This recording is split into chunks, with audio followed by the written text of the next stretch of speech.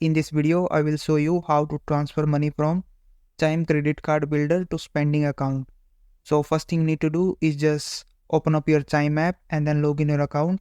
After you need to do is just enable your credit card builder option. So for do that, simply click on setting icon at the top.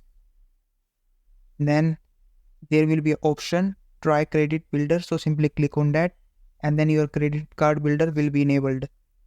Now to transfer credit card builder to spending account, you have to click on this move money button at the bottom.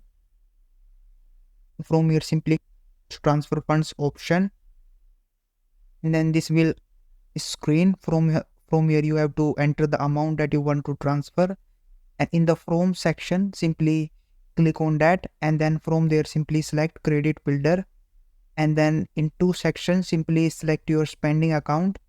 So I have done the opposite in this image, but don't worry, you have to just simply select the credit card builder option in first from option, and in two option you have to select spending account, and then simply enter your amount that you want to transfer, and then simply click on this transfer buttons.